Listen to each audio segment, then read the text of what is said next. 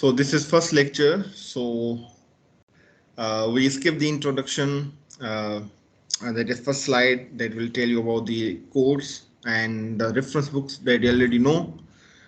So we jump into the second lecture that is about Nyquist and Shannon theorem. So to understand digital communication, it is very necessary that we must understand capacity theorems. And the famous capacity theorems are Nyquist and Shannon.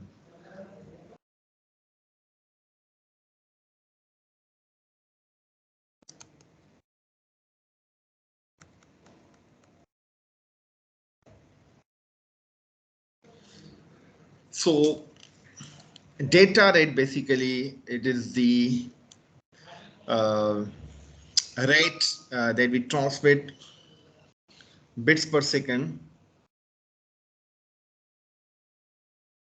So that is very important. We want to transmit as many bits as in 1 second. Okay, let me add.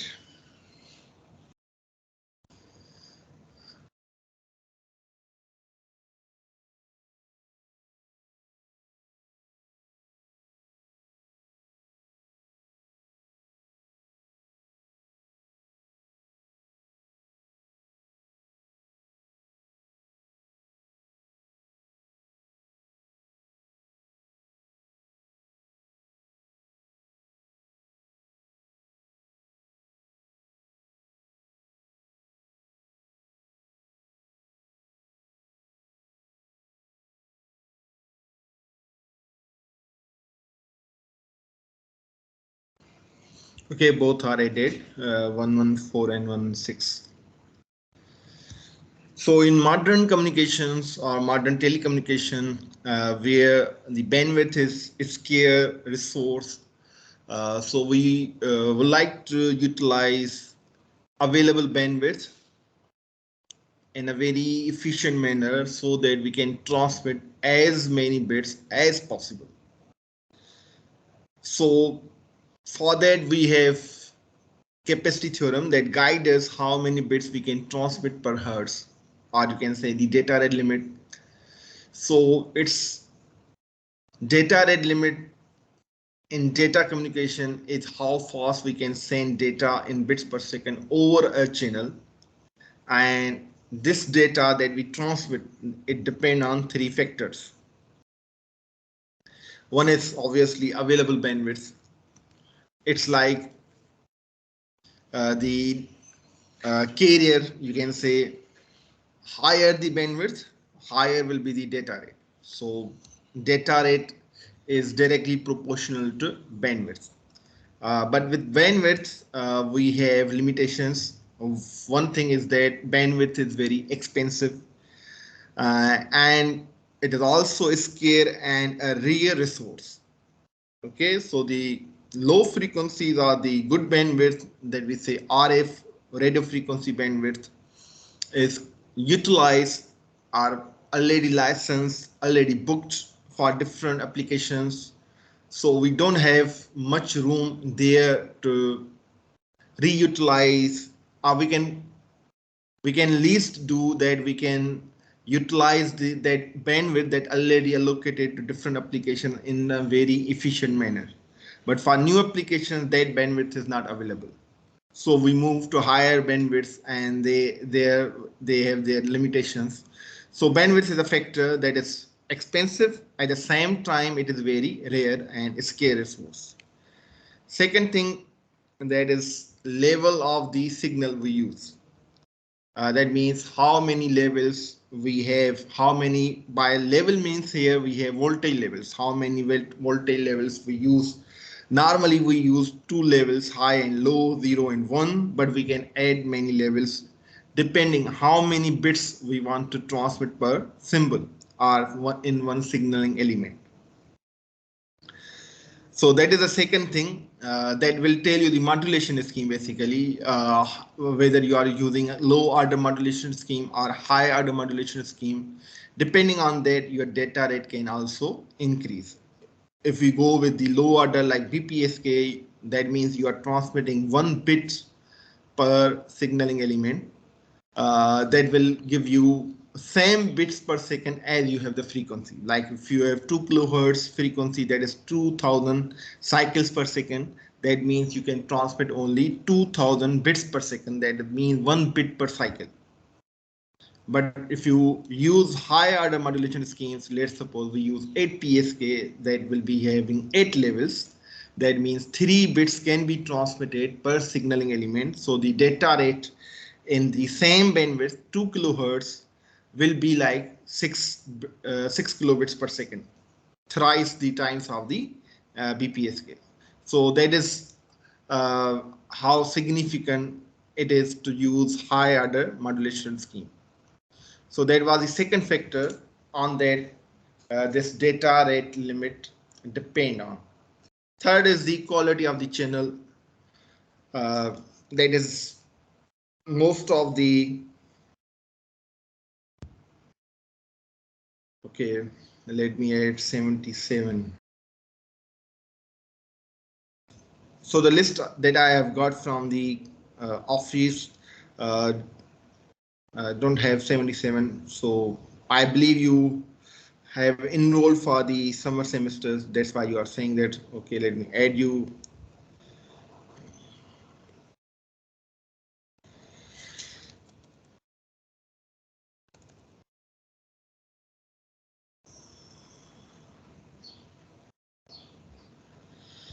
Okay, 77 is also added. So the channel is very important. Its quality. If channel is of better quality or the best quality, that means the level of noise is very low. That means you can transmit your bits without any error. So good quality of channel means low bit error rate. So that will also give you a leverage, an advantage that you can go for the higher order modulation schemes, because quality of the channel and the level of the signals we use, or the level of the order of the modulation scheme, both are inversely proportional. If we have the uh, worst quality of the channel, then we cannot use the high order modulation schemes. That means if the noise level is high, we should contend with the low order modulation scheme. If the quality of the channel is the best, then you can go for the high order modulation schemes. So if you choose high order modulation scheme, you can also increasing the number of bits, more number of bits transmitted in 1 second. That means you are using the bandwidth in an efficient manner.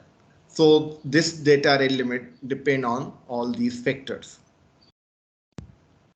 So how things will come up for the better data rate? You must have good bandwidth, means at least, let's suppose, 1 megabits per second. You should be using high order modulation scheme. That means you should have the best quality of the channel. So if all these things come up correct or the right for the transmission, then you can increase your data rate.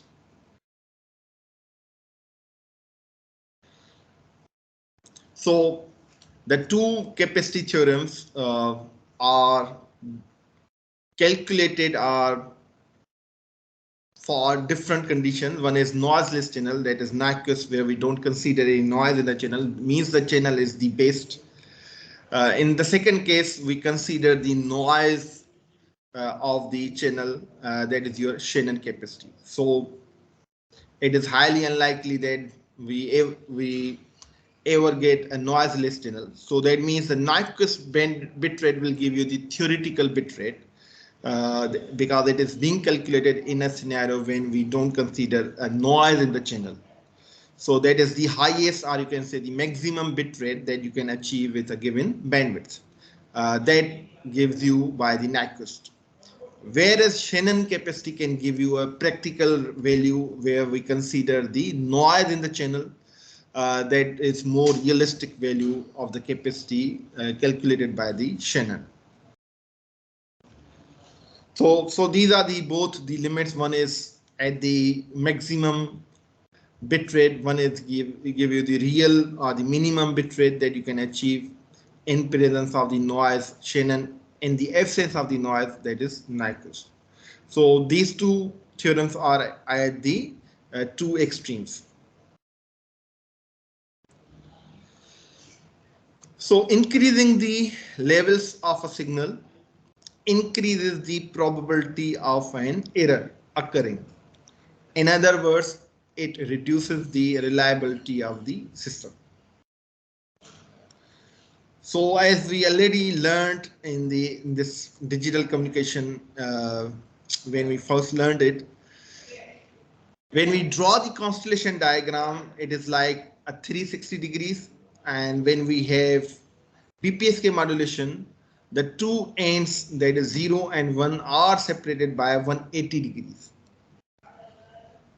After that, when we increase the levels of the signal, that means voltage levels, when we increase the voltage levels, the constellation diagram shows us the difference between the constellation points reduces from 180 to 90. Okay. So that means if we increase the levels of a signal, the signals are becoming more close and close to each other. That increasing the data rate, but at the same time it also increases the probability of an error to occur, because when we have only two levels of the signal, the distance between the two was 180. That means at the two extremes, one is 0 and one is 180. But as we increase the levels of a signal, the distance between the signal levels or the constellation point reduces. That has the advantage. At the same time, it also has the disadvantage. Advantage is that we are increasing the data rate. Disadvantage that we also increasing the probability of an error to be occur. In other words, it reduces the reliability of the system.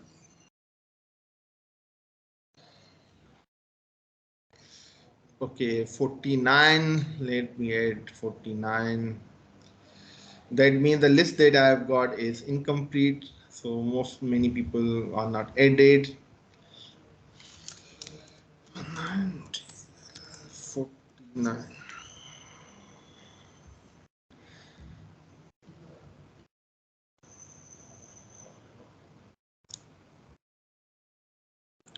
Okay, 49 added.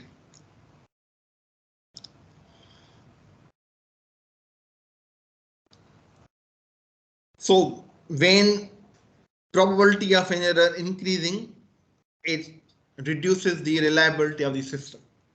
That means if there is any noise in the channel, it can alter the constellation diagram, and ultimately it will increase the probability of error and will reduce the reliability of the system. So that system cannot be reliable. There will be certainly some errors when we transmit any data.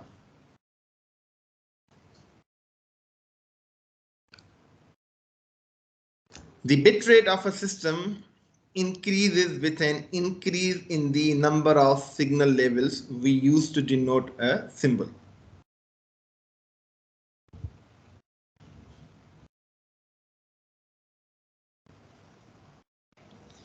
So like we say we have only two levels, that is 0 and 1. So symbol is now 0 and 1. Okay, 0.5.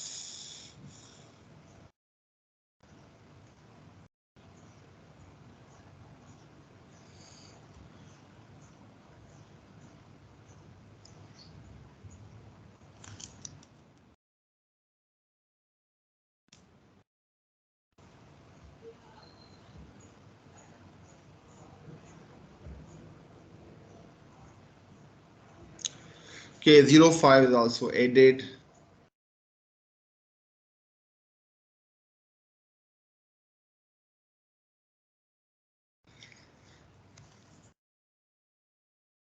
So the number of signal levels we use to denote a symbol. So a symbol basically will tell you how many number of levels you have. If a symbol is consist of only one bit, so that means 2 power 1, that will be equal to 2 levels. So symbol will be consist on only one bit. But if a symbol is consist on 2 bits, that means 2 power 2, 4 levels. 2 bits per symbol, and in a total we have 4 different levels, that is 0, 0, 0, 1, 1, 0 and double 1. 61.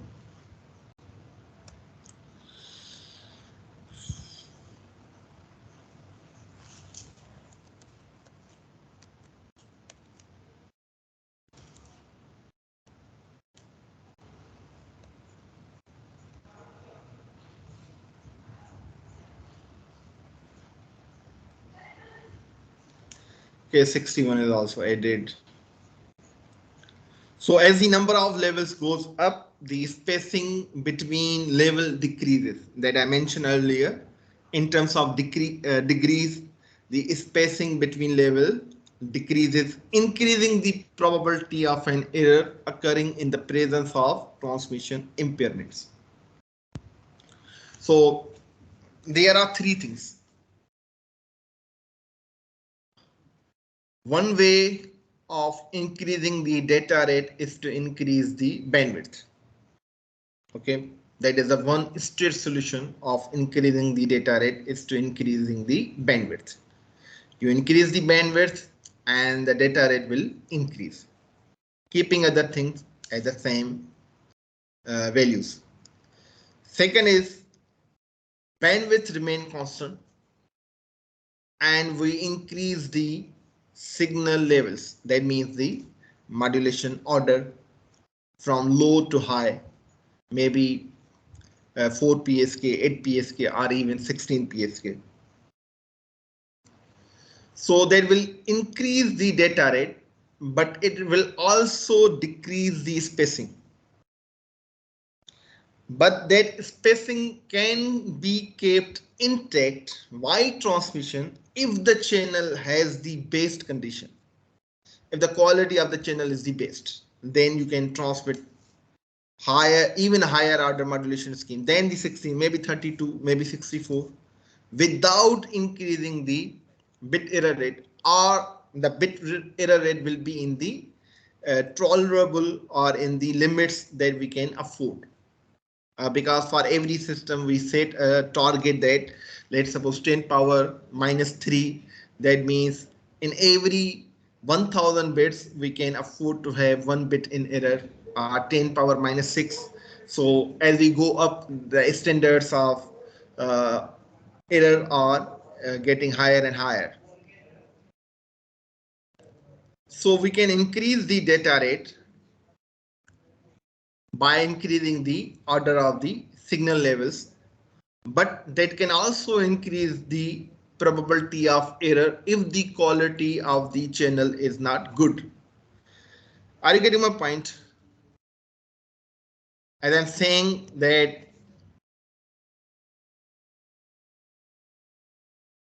जेकॾहिं असीं modulation order वधाईंदासीं त data rate बि वधंदो, पर probability of error बि वधंदी. पर जेकॾहिं तव्हांजे channel जी condition सुठी आहे, मतिलबु उन में नॉइस कोन्हे या घटि आहे, then you can like transmit data with that high level, high order modulation scheme. But if channel ji condition भी सुठी कोने ऐं तव्हां high order modulation use करियो पिया, इन में bit data rate त वधंदो पर ओतिरो ई तव्हांखे नुक़सान थींदो छो जो तव्हांजी जेको probability of error बि वधी वेंदी. So that is, अगर हम मॉड्यूलेशन ऑर्डर बढ़ाएंगे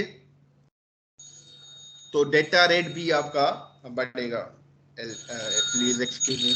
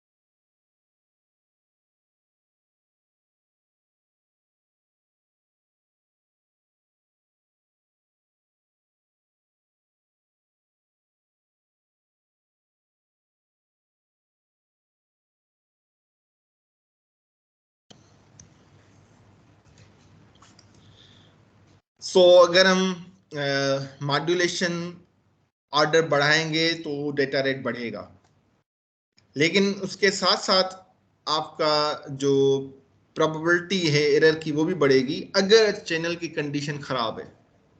हाँ, अगर चैनल की कंडीशन खराब नहीं है, बेहतर है, तो फिर तो आप हाई ऑर्डर यूज करके डेटा रेट बढ़ा सकते हैं.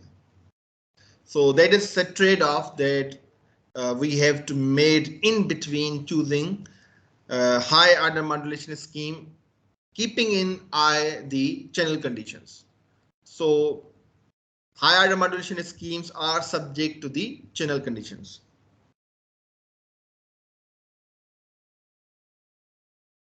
So now let's see Nyquist theorem, which also tells us the bits per second, that is data rate.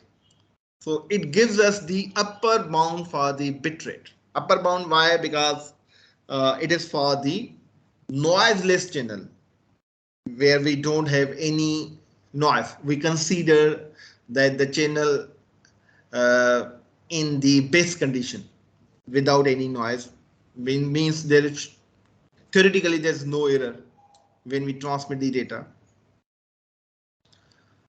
of a transmission system by calculating the bit rate directly from the number of bits in a symbol or the signal levels and the bandwidth of the system, assuming 2 symbols per cycle and first harmony. So Nyquist theorem states that for a noiseless channel, it is equal to twice of the bandwidth and log of 2 of the 2 power n. 2 power n is the number of levels. Twice of bandwidth because the bandwidth is your twice of bandwidth, because we have from low to higher frequencies 2b, so that comes from that 2b, and log of 2 to power n, like if you put here 4, then log of 2 of 4 will be 2. So that 2 will be multiplied with the twice of the bandwidth, that will be your total capacity, and it is in the bits per second. So you can see if you keep the bandwidth constant, so it is twice of the signal levels, or if you take the 2 with the bandwidth, then capacity is directly proportional to the signal levels. So that means it says that if you increase the order of the modulation from low to high, the value of n, if you keep increasing the value of n, the capacity will be keep increasing. So that is C is directly proportional to log of 2 to power n, that is indirectly it is your signal levels. So pretty much very clear that if we say that the channel conditions are the based are the ideal conditions where we don't have any noise, then the capacity will go as we increase the number of signal levels or the modulation order. Understood?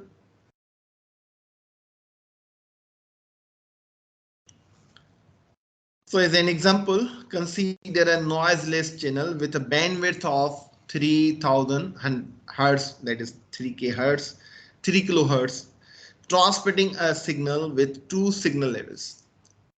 Two signal levels means we are using BPSK, that is 2 power 1, n is equal to 1, that is 0 and 1. The maximum bit rate can be calculated as, so the bit rate or the channel capacity is given by for two levels, that is 0 and 1. So it is twice of the bandwidth into 2.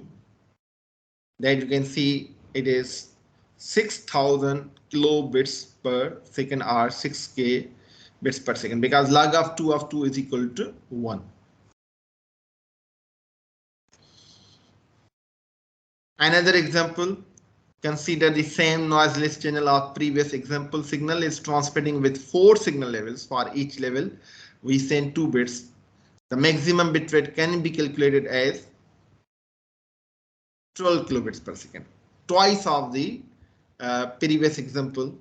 So that give you an impression that as we increase the signal levels, the capacity is increased by that fold. Means in previously we have 2 levels, now we have 4 levels. So the data rate increased by a factor of 2. Similarly, as we increase the signal levels, the data rate will increase in contrast to that. You can calculate the L from here, how many levels we use to have the certain data rate. Like here, we need to send 256 kilobits per second over a noiseless channel with a bandwidth of 20 kilohertz. How many signal levels do we need? So here we calculate the L, and that is 98.7. So that is it's not in between 64 and 128. That is 2 power 6 and 2 power 7. So we will go with the 2 power 7. Since the result is not power of 2, we need to either increase the number of levels or reduce the bit rate. If we have 128 levels, but bit rate is 280 kilobits per second. If we have 64 levels, the bit rate will be 240 kilobits per second. So we will go with the higher. So that answer will be 128 levels. That is 2 power 7.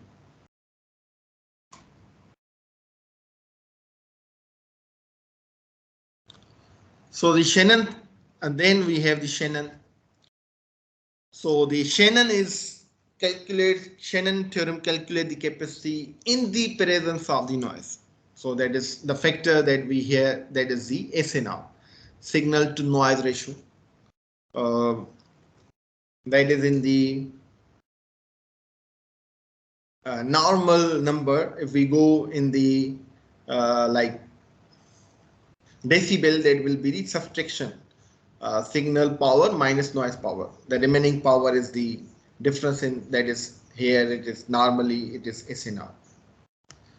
So that formula is C is equal to B. So there is no 2 in the Shannon theorem, while we have 2 in the Newton, because that was in the ideal situation. Basically here it is log of 2 1 plus SNR. So that is the formula of the Shannon's theorem that also calculates the capacity, but it is in the presence of noise. Same example, consider an extremely noisy channel in which the value of the signal to noise ratio is almost 0. So SNR is given. In other words, the noise is so strong that the signal is faint. For this channel, the capacity C is calculated as 0 because there is no signal.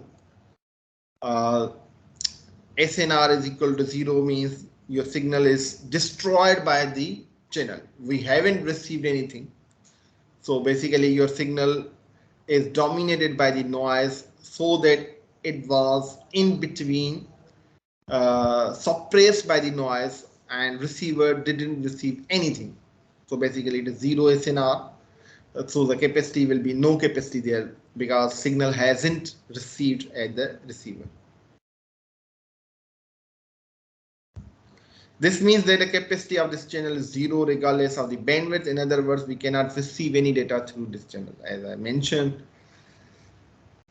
Next is we can calculate the theoretical highest bit rate of a regular telephone line. A telephone line normally has a bandwidth of 3 kilohertz.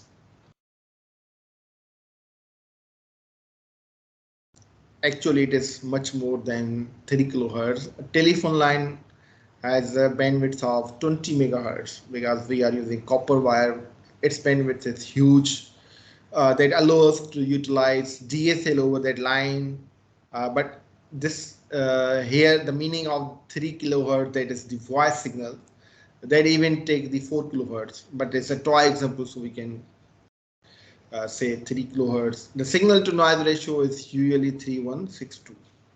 So SNR is given and bandwidth is given. You need to find the capacity that is calculated as by this expression where it is bandwidth log of 2 1 plus SNR.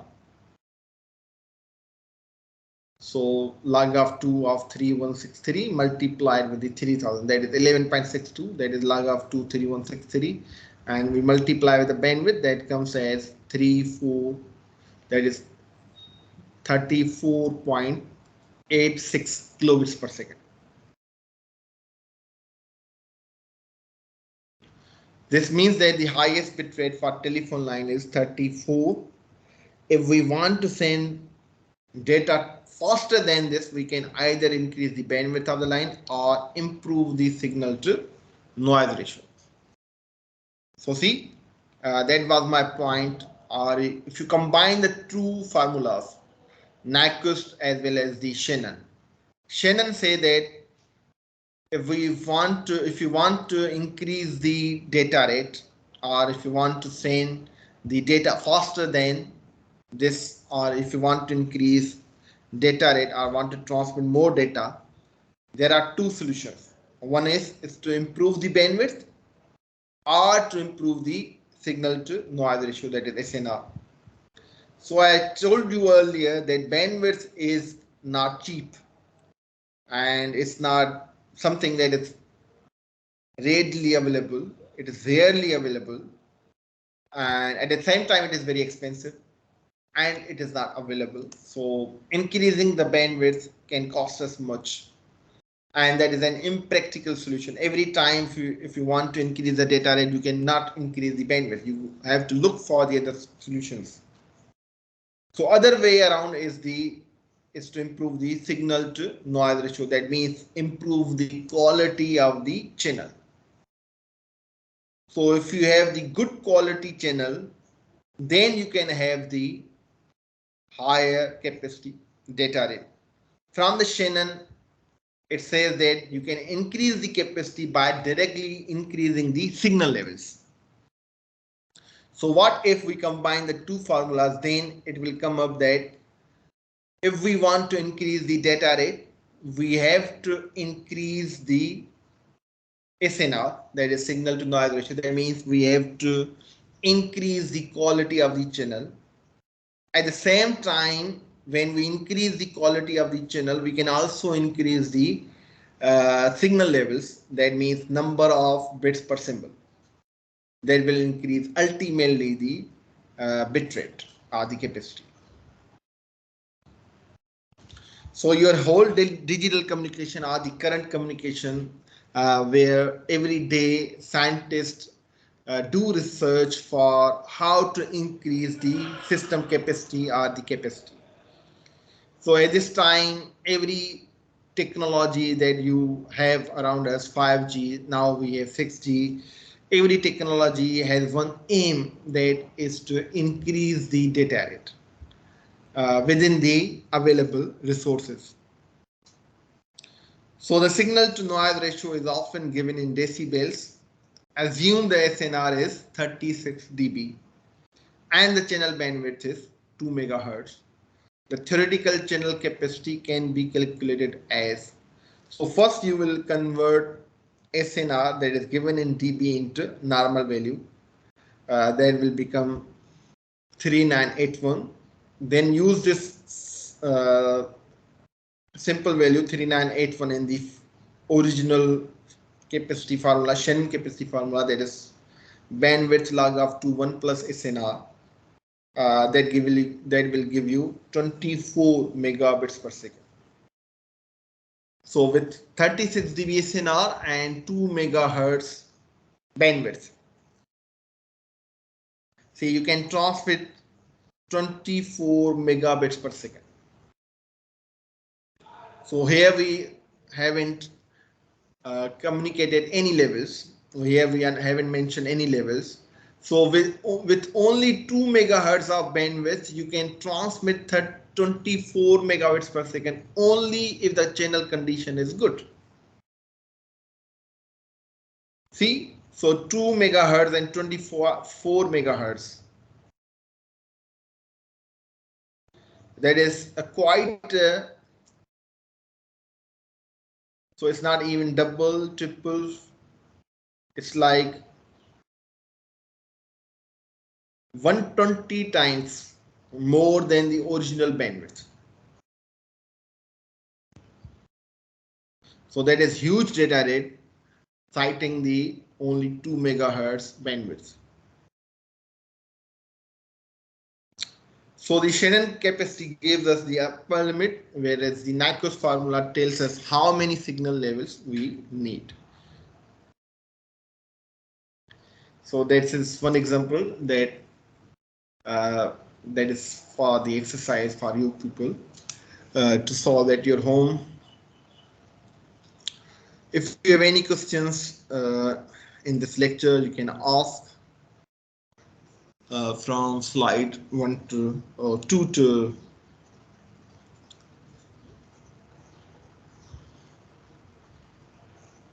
please feel free to ask any question from this lecture. No questions? Let's take a break of 8 minutes. We will continue from 12 next lecture. Okay.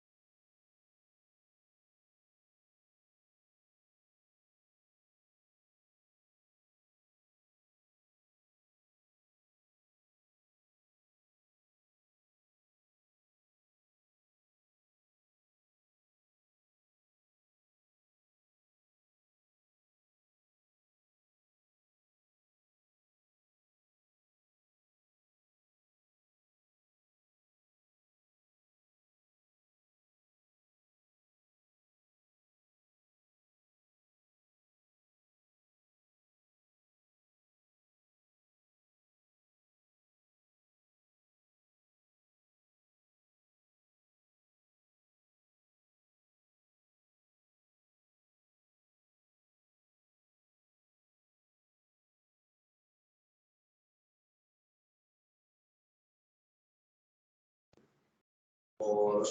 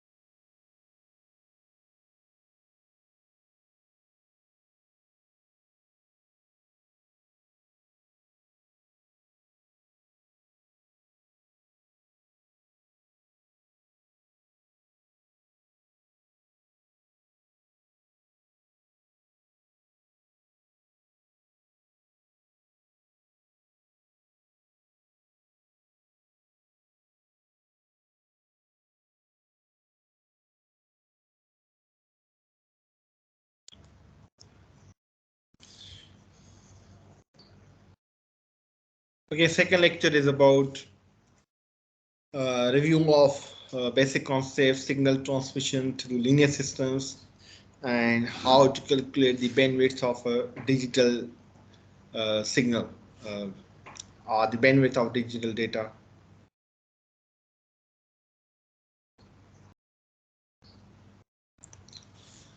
So the fundamental purpose of communication is to transmit data from source to recipient, or the in between we have transmitter receiver, but the transmitter is merely a device or hardware that is attached or connected to the source.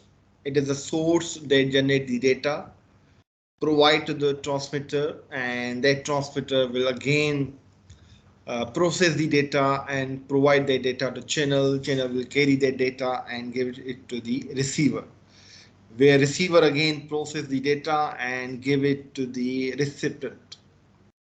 Now, if we take a small example of uh, broadcasting TV channels, or we roughly call it TV or channels, where we watch different content, dramas, documentaries, news. So all these things are generated from a source.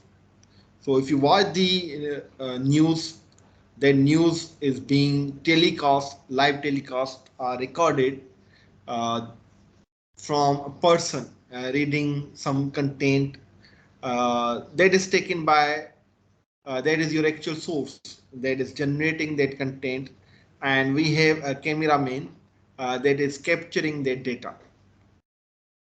Now, so that data when captured and transmitted, so via channel and received, it is in the bits and bytes.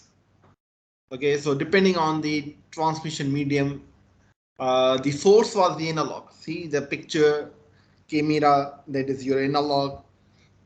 So that analog information first converted into digital information and then transmitted over the channel through some digital communication, again received in the digital format, and then again that from the digital format converted back into the analog form, and that we can see on our television screens.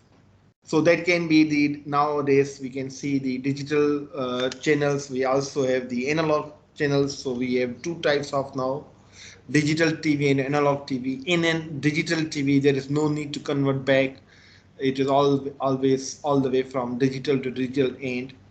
So that is kind of actual thing. So similarly, from mobile to mobile communication, let's suppose take an example of SMS, short message service, where we write something in our language, in maybe in English, maybe in Roman Urdu, maybe in Sindhi, maybe in Urdu, but that content is understandable to us. We can understand that content.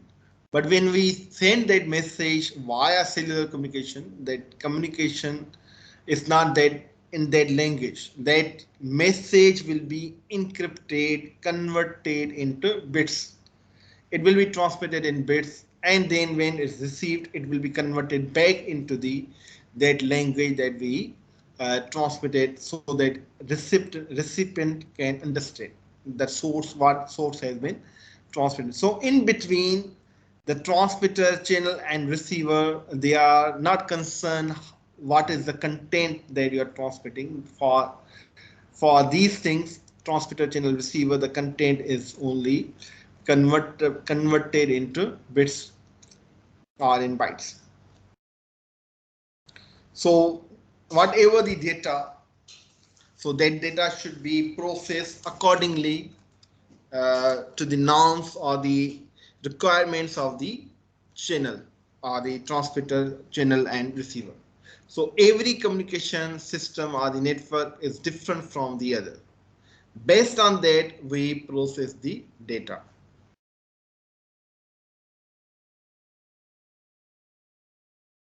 So as I said, source can be analog or digital, transmitter can be your transducer, can be amplifier, can be modulator, can be oscillator, can be power amplifier, can be antenna. Depending on the type of communication or the type of the network you are using or the type of services that we are using, based on that, you have different types of transmitters. Some are listed here. Similarly, the channel can be vary from the wired channel. It can be wireless channel. If it is a wired channel, then it can be coaxial cable, can be optical cable, can be any other cable, can be copper wire, or it is in the free space. So in free space, it can be microwave communication, can be line of sight communication, can be non-line of sight communication, maybe another type, maybe optical fiber. We also have fiber transmission or communication through wireless channel, maybe Wi-Fi. So that channel is again your wireless channel. Receiver can be an antenna, similarly can be an amplifier, can be demodulator, oscillator, or the power amplifier or transducer. Recipient can be a person, loudspeaker, or computer. So all these things, so the based on the data that we generate, that is in analog or digital, we process that data accordingly to the transmitter. So that is the aim of or the objective of the slide, presenting it here. So what types of information that we communicate vary. We have voice communication, that is very fundamental communication. As at this time I am lecturing you through this Teams software. So my input is basically analog. So that is voice. But it is being communicated to you through internet. Internet means IP. So IP protocols being used. So IP is not the analog. They are the digital.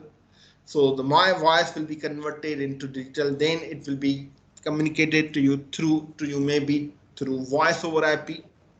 Maybe VoIP protocol will be used, or maybe ATM or other protocols used to communicate this voice that is being generated from me. So I am the source that is generating this voice, and you are the recipient. In between, we have different processes. Through those processes, this voice being transmitted and received to you. Another form of data, that is data we type in keyboard, digital data. uh, if it can be analog data, so it can be converted into digital, then transmitted. Similarly, video, music, email, all are the different types of data. So type of the data and the type of network is very important for different processes. Then we have different types of communication systems, PSTN, uh, like PTCA. Initially, these are your voice, fax, and modem, satellite systems, radio, TV broadcasting, cellular phones, and computer networks. So all these have their own applications, their own protocols, and depend on those different types of communication system. We have different processings for the data that we provide them.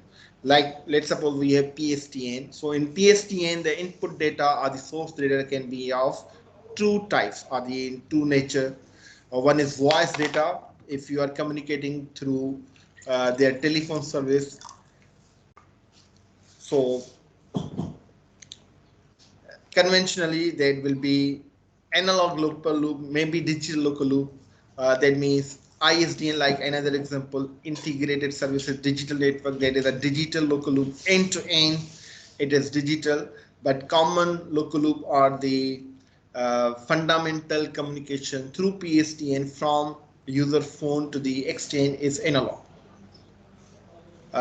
Then if you are using DSL, your input data may be data generated from the computer that may be first converted from the digital to analog if the transmission is your analog. If it is digital, then no need to convert. Like we used to have in old days modems. The job of modem is to convert digital data into analog and vice versa, because at that time the transmission system was the analog. So digital data converted into analog and then communicated. But nowadays, most of the systems use digital transmission. So for the digital data, no need to processing from analog to digital. It is only processed or encoded for the transmission. Then satellite systems, Earth station, and the satellite, they are away from each other. So they may have different protocols, different types of data. They are sharing. Normally, they are sharing some pictures, temperature values like that. So that can be analog and digital in nature. So if the media, the transmission is digital, then that will be converted from one form to another. Similarly, radio. Normally we have analog radio, so the content we generate is also analog. No need to convert. TV broadcasting, digital transmissions we have, but the content is still analog, so we need to convert that. Cellular phones are totally digital. Computers are also totally digital.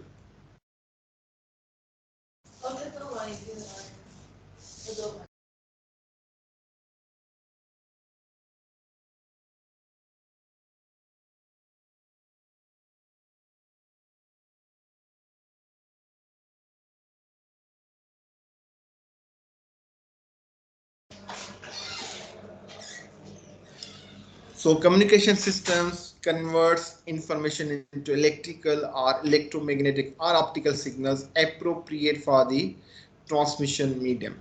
Analog systems convert analog messages into signals that can propagate through the channel. Digital systems convert bits or digital symbols into signals. So before the transmission, whatever the type of source you have, that should be converted into the transmission format.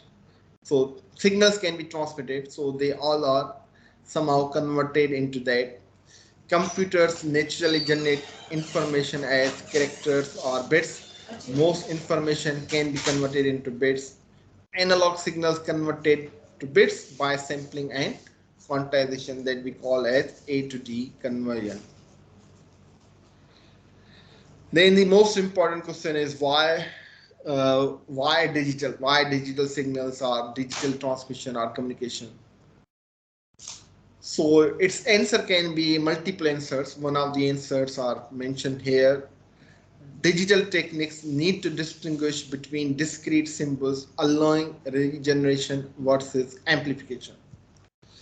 That is the main motivation behind shifting from analog to digital world or era, because in analog, the analog signal is made of infinite number of different levels, whereas your digital signal is of discrete nature.